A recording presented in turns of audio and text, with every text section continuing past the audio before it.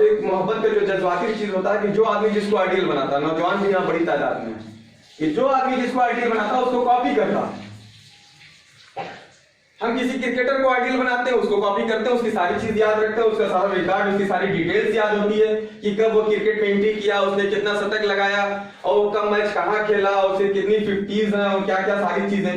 کسی ایکٹر کو پسند کرتے ہیں، اس کی کتنی فلمیں ہوئی، کتنی فلمیں اس نے بنائی، اور کیا کیا اس کا سارا ریکارڈ ہمارے پاس ہوتا ہے۔ ہم بزنس میں کسی بزنس والے کو آئیڈیل بناتے ہیں تو وہ اس نے کب یہ کام شروع کیا اور کس طرح سے ترقی کی، کس طرح سے آگے بڑھا، اس کی کتنی پراپرٹی ہے، کتنی جائیداد ہے، اور اس طرح کے کتنے بزنس مین، لگ بھگ ان چیزوں کو ہم اکٹھا کرتے ہیں۔ اسی طرح ہر فیلڈ میں جو لڑکا کوئی کچھ بننا چاہتا ہے، کوئی کمپٹیشن بیٹ کرنا چاہتا ہے، تو ان کو اپنا آئیڈیل بناتا ہے کہ اس نے کس طرح سے تیاری کی، کس کوچنگ میں پڑھا، کس کتاب کا استعمال کیا، ٹیچر کون تھے، اس کا ڈیلی کا روٹین کیا تھا، وہ اس کو کاپی کرتا ہے۔ اور ہم لباس میں بھی کاپی کرتے ہیں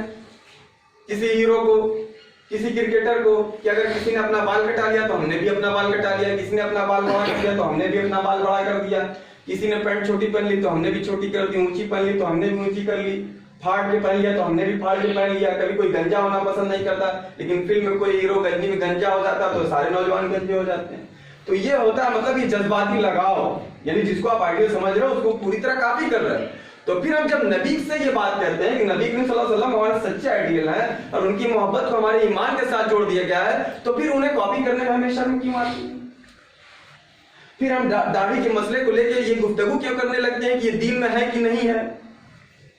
یہ رکھنے سے گناہ ہوگا کہ نہیں ہوگا؟ یہ تو بہت دور کی بات تھی۔ ہم یہ پوچھتے کہ اس کو رکھنے سے گناہ ہوگا، ہم تو یہ دیکھتے کہ نبی کا یہ چہرہ ہے، میرا یہ چہرہ ہونا چاہیے۔ بنا سوچے سمجھے جیسے اپنے ہیرو کو کاپی کر لیتے ہیں، تمام چیزوں کو کاپی کر لیتے ہیں۔ میں کسی بھی کمنٹ نہیں کر رہا، کوئی اس کو برا نہ سمجھے، میں ان جذبات کو ابھار رہا ہوں۔ اللہ تعالیٰ مجھے بھی اس کا اجر دے گا، آپ کو بھی اس کا اجر دے گا۔ اسی طرح تمام چیز میں اپنے نبی کو کاپی کرتے۔ ہم اللہ کے رسول صلی اللہ علیہ وسلم نے ہر چیز میں نمونہ چھوڑا ہے، گھر سے لے کے باہر تک۔ میرے اخلاق میں بھی خرابی ہے، میں نے بات شروع میں کہہ دی کہ اس پروگرام کے ذریعے سے، اللہ کے رسول اکرم صلی اللہ علیہ وسلم کے صدقے کے ذریعے سے، آپ کے چرچے کے ذریعے سے اللہ تعالیٰ میرے بھی اخلاق کو درست کرے۔ تو ہر آدمی اگر سچا پیرو رسول ہوگا تو اپنے گھر والوں کے لیے بھی بہتر ہوگا، اپنے سماج کے لیے بھی بہتر ہوگا، اپنے ملک کے لیے بھی بہتر ہوگا، اپنی آخرت کے لیے بھی بہتر ہوگا۔ اور اگر اس کو بار بار یہ آیتوں کو پڑھتا ہے، نماز کو پڑھتا ہے، اور اس میں اس حدیث کو جب وہ پڑھتا ہے کہ آپ کی محبت عقیدے سے جوڑ دی گئی ہے، تو پھر اس کو کون سی چیز روکتی ہے؟ جیسے دوسری چیز میں لوگوں کو کاپی کر رہا تو پھر اپنے نبی کو کاپی کرنے میں اس کو کیوں شرم آتی ہے؟ اس طرح کے لباس پہننے میں اس کو کیوں شرم آتی ہے؟ لباس ڈھیلا ڈھالا ہو، بہت نہ نہر ہو کے نہیں بات کر رہا کہ ایک دم پینٹ شرٹ نہیں پہننا چاہیے، لیکن اس طرح کا بھی نہیں پہننا چاہیے کہ جب آپ نماز کے لیے کھڑے ہو تو ٹی شرٹ آپ کی اتنی اوپر اٹھ جائے اور پینٹ نیچے سرک جائے کہ بدن آپ کا کھل جائے، اور اتنی ٹائٹ ہو کہ پورا آپ کا جسم نمایاں ہو جائے۔ ڈھیلا ڈھالا بھی پہن سکتے ہیں، شرٹ تھوڑی لمبی بھی ہو سکتی ہے، اور اللہ تعالیٰ جس کو توفیق دے تو اور بھی زیادہ کاپی کرے۔ کرتا پاجامہ کو اللہ کا رسول پہنتے نہیں تھے، لیکن یہ زیادہ ملتا جلتا ہے، یہ سطر کو زیادہ ڈھانکتا ہے، زیادہ ڈھیلا ڈھالا ہوتا ہے۔ تو اس طرح سے ہم تمام چیز میں آپ کو کاپی کریں، آپ کو اپنا آئیڈیل بنائیں، آپ سے محبت کریں، تو آپ کا ہم صحابہ کی طرح سے آپ کی زندگی تو ہم نے نہیں پائی موجودگی میں، تو اس طرح سے کم وہ احساس پیدا کر لیں، اور اللہ تعالیٰ سے یہ دعا کریں کہ خواب میں آپ کا دیدار کرا دے، خواب میں دکھا دے۔ اور اللہ کے رسول کا یہ بیان ہے کہ جس نے خواب میں مجھ کو دیکھا اس نے سچ میں مجھ کو دیکھا، کیونکہ شیطان میری صورت نہیں بنا۔ تو اللہ تعالیٰ نے یہ بھی ایک موقع دیا اللہ کے رسول کے ذریعے سے، اور وہ جب ہی ہوگا کہ جب ہم پورے دل کے ساتھ جھک جائیں اللہ کے رسول کے سامنے، اپنی عادات کے ساتھ، اپنے اعمال کے ساتھ، تمام چیز کے ساتھ اطاعت کے لیے جھکا دیں، عبادت کے لیے اللہ کے سامنے، اطاعت کے لیے رسول کے سامنے،